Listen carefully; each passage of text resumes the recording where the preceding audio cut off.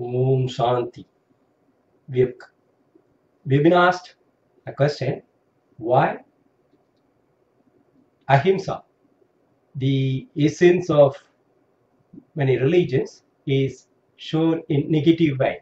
Ahimsa, I mean, if we construe it as non-violence, so it gives a don't harm. That's a negative meaning for love. But there are answers to this question.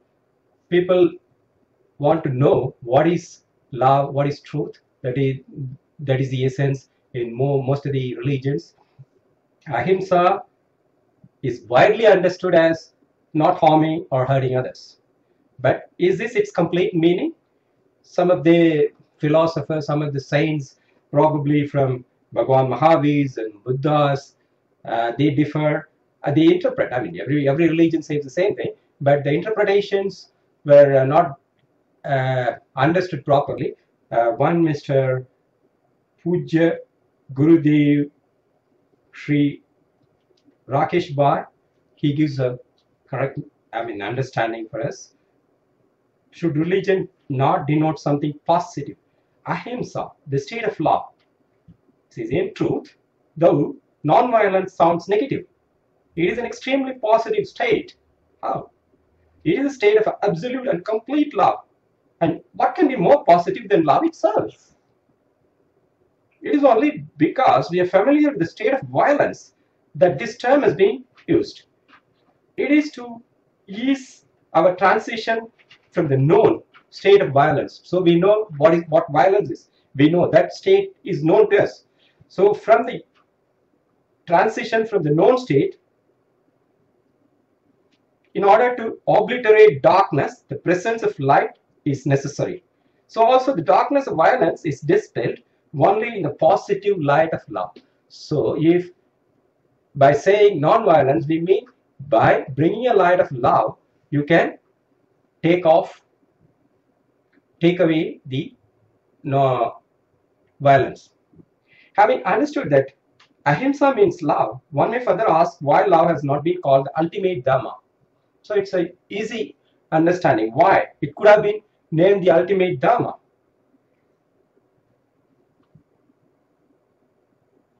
Why the word ahimsa has been used? Again, the enlightened ones explain that there is an important reason behind this. If ahimsa were substituted by love, we would mistake it to be that which we know as love, leading to the delusion that our interpretation of love is a religion.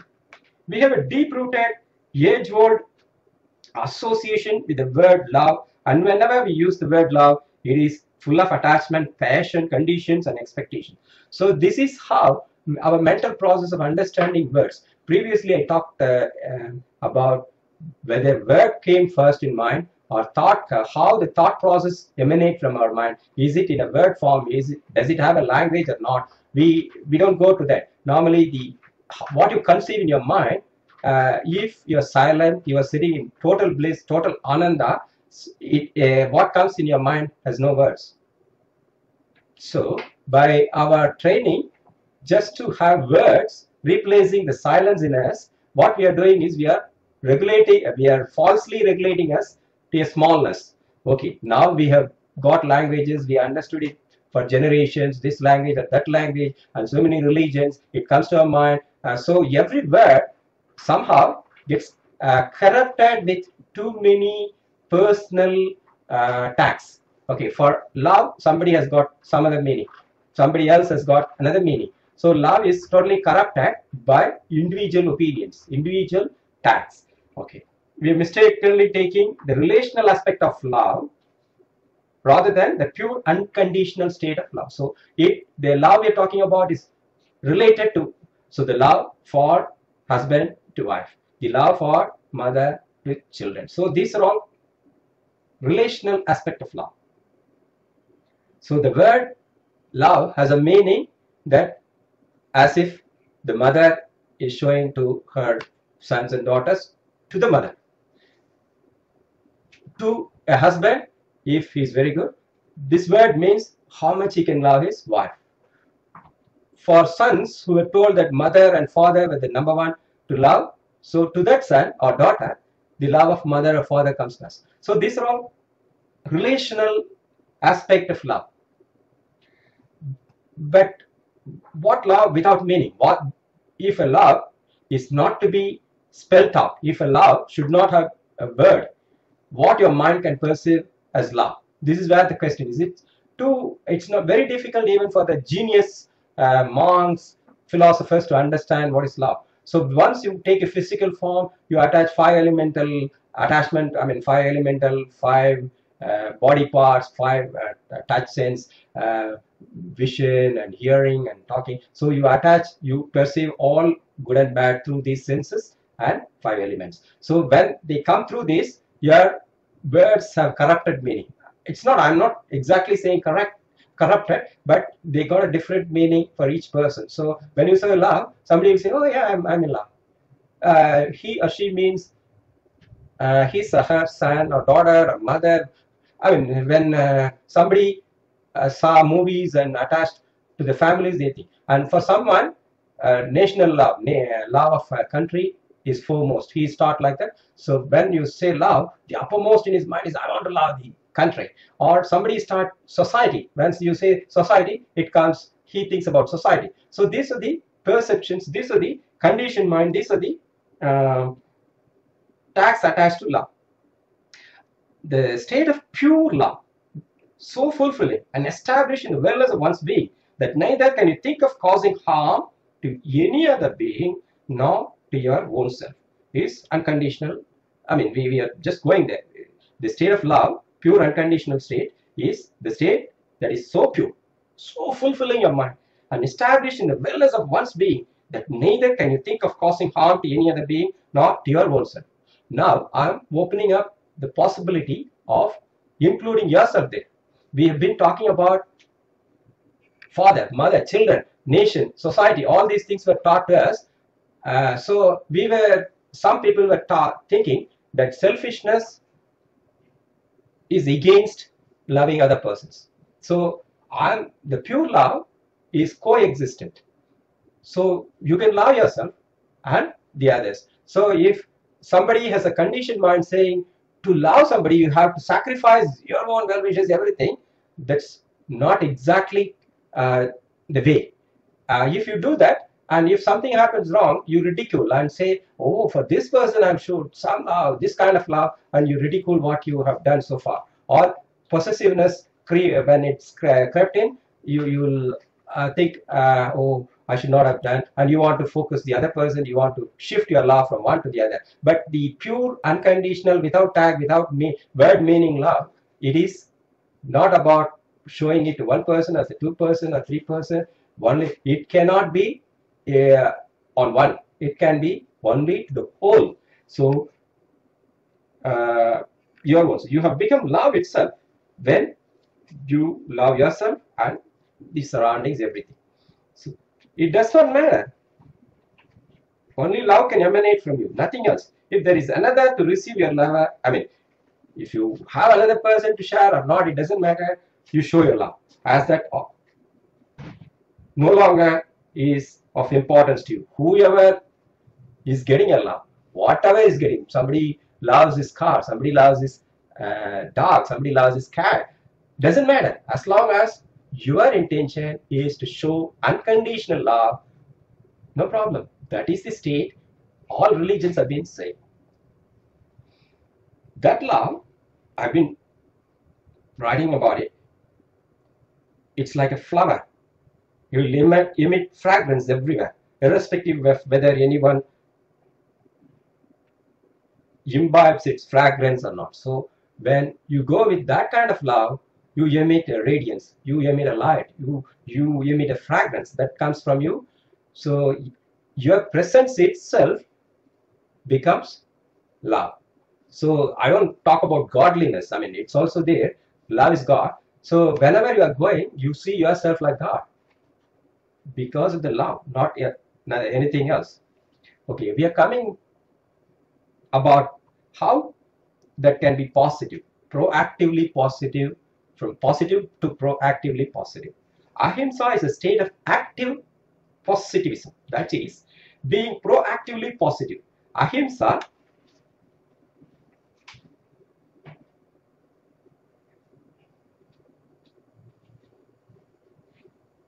means consciously extending love to one and all. Ahimsa means consciously extending love to one and all. You have to be conscious about that love and you can become the love.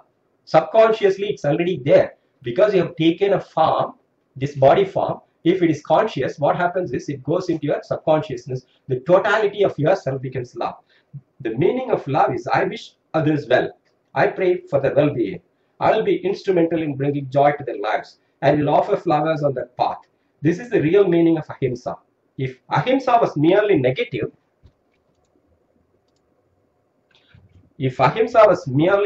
then it could read as I will not cause unhappiness to others. You see the difference now?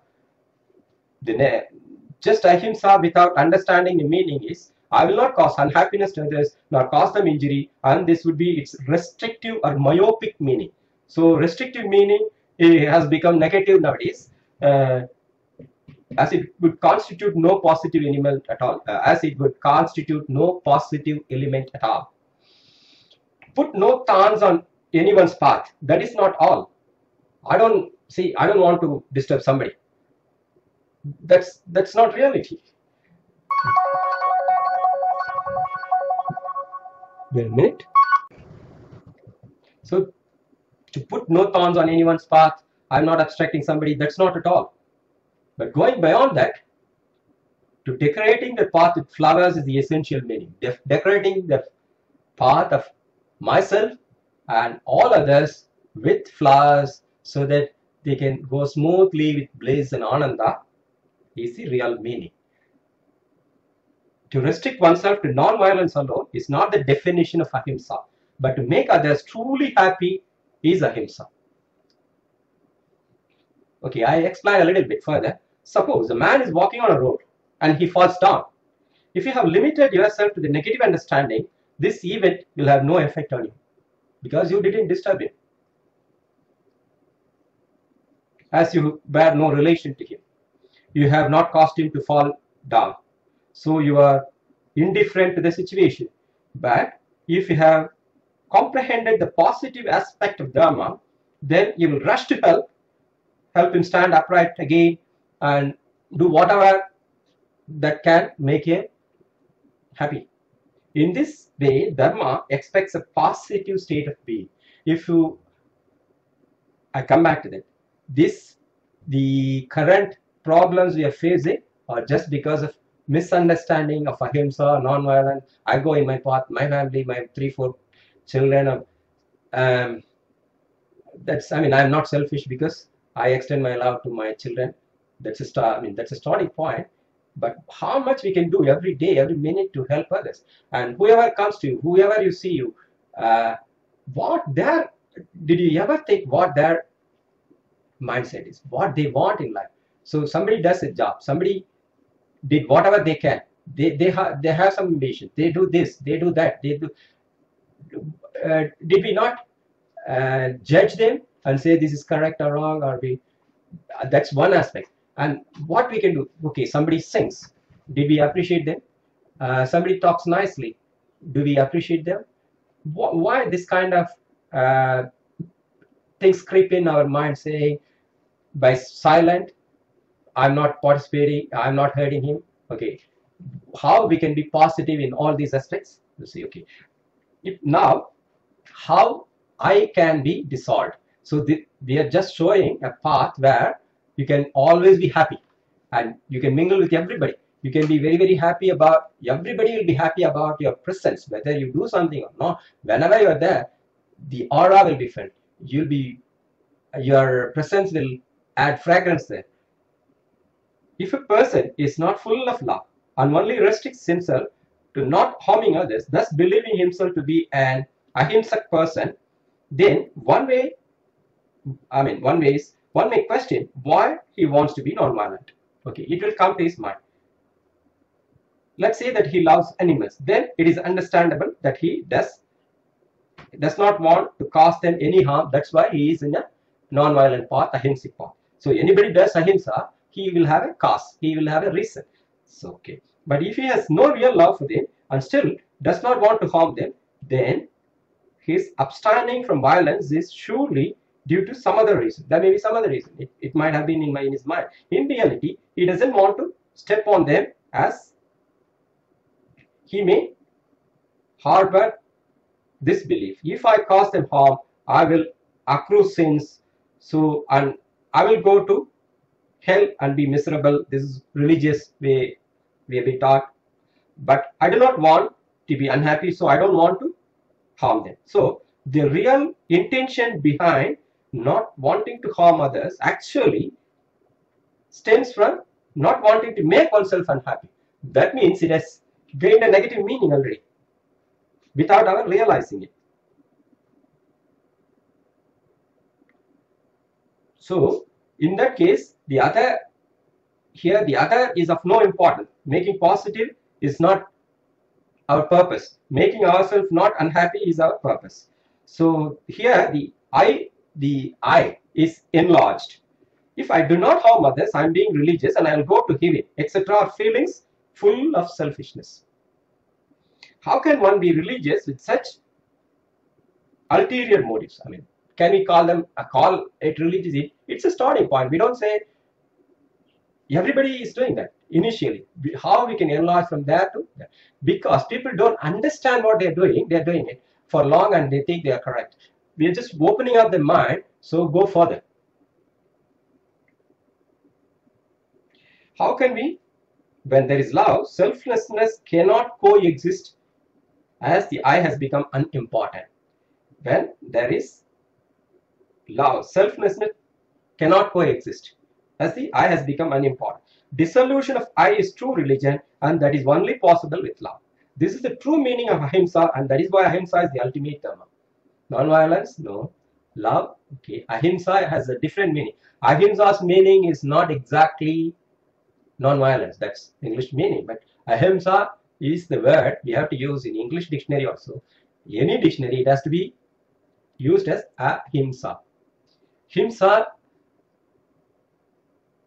cannot be violence. When the desire to hurt others ceases effortlessly in thoughts and deeds, it is because the conscious self has acquired a state of love. Okay. But where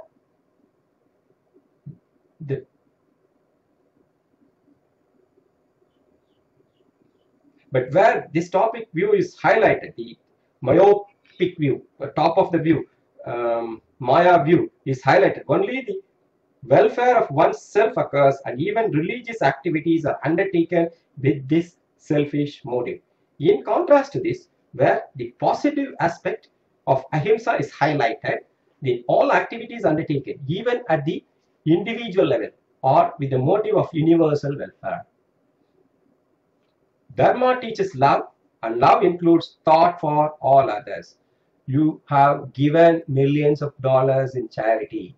You have given your money. That's not the ultimate. That may be a starting point. Your thought, your thinking, this is what we want. This is what we call as love. Can you think all the time with love, everybody, without be enemies or anything? Can you understand others' viewpoints as if you put yourself there? So that is the essence. Love's essence is putting yourself in the person who has got difficulties in issues and think like him. Can you do it? Saints have done that.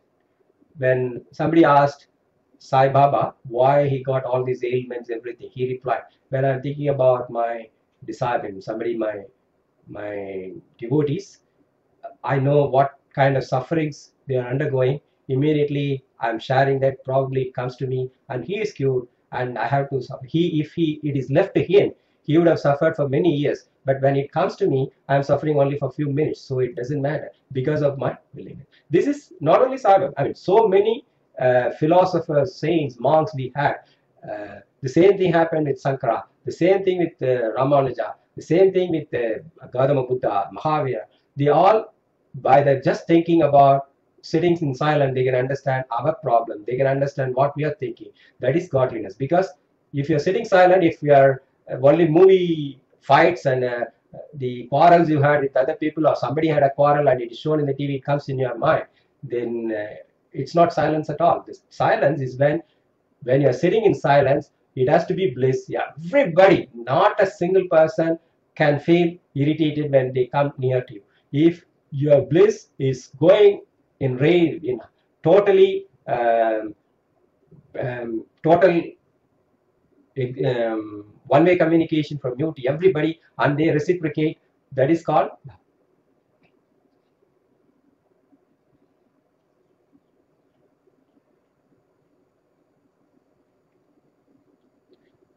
Ahimsa is highlighted in all activities undertaken, even at the individual level, or with the motive of universal welfare. Universal welfare. One person started that. Your mother, father, relative, friend, but you have to expand. If you're not expanding, going back, coming back. That is karma. You have birth, death. It goes with your physical form, all those things. All activities undertaken even at the individual level or the motive of universal will. Dharma teaches love, and love includes thought for all others. Due to the selfless, pure state of love, liberation occurs. Liberation occurs not by this, that, only by love. Nothing else. Vishwamitra, he was great saint. He was sitting in meditation for about 200,000 years. He was chanting Shiva Nam, but at the end of the period when Shiva has to appear and give him the boon of total bliss, what happened? Menaka, somebody came there. He got angry.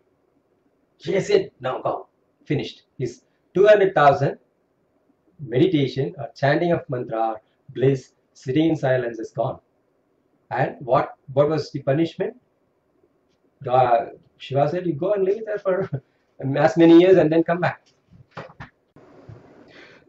Dharma teaches love, and love includes thought for all others. Due to this selfless, pure state of love, liberation occurs. In love, selfishness, ego, etc. dissolve. If ego is not dissolving, it's not love. If selfishness is not dissolving, it's not love. The individual expands from the consciousness of his personality and body and enters the realm of the soul. So from body consciousness to soul consciousness, which is total love and bliss, happens only through this practice of love. How can anybody practice love? Already so many literatures there. Think about good, talk about good, listen about good, be with good people. I mean, this is a starting point. Later on, what you can do. So we already explained all those things. Positive love is about thinking about others, what you can do, how we can do, have that kind of company. The individual here, in love, selfishness, ego, etc. dissolve. The individual expands in the consciousness of his personality and body and enters the realm of the soul and gets established totally to his divine essence. When the individual being expands into the state of loving consciousness, all beings become the object of his love. He becomes incapable of harming anyone. The enlightened ones say that to expand in love is the way to be truly non-violent. When the entire universe becomes the object of your love, then you will no longer try to acquire happiness from them. Rather, you will make every effort to bring happiness to them. You become happiness yourself, so you emit that happiness, the effervescence of your happiness, your love, it goes everywhere. So you become love, and everybody associated with you become love without selfish motive. So the problem is we call something a service. Where immediately we all ask the question, do you do it without any motive? They'll say, I'm working for salary. That's okay, you are taking care of your family, but so many people earn that salary, but nobody, I mean, millions of people are without job. So who gave you the job? Your karma, your father, your mother, your relative, your friends associated with you. They created this opportunity for you without your knowing. You don't understand that, so it doesn't come to you on your own work. It is coming through karma of you, and people think about you. If your father or mother doesn't think about you in loving terms, you will not achieve so many things. So that thought made you sit in this situation. you just think what you can do. You do something extraordinary. Every day you expand yourself. That is the love. He acknowledges the love. It is his own way of doing it. If you think Bravo or somebody is doing like that, you can understand. But if you think a dog is barking, I mean, he got ulterior motives, it's wrong.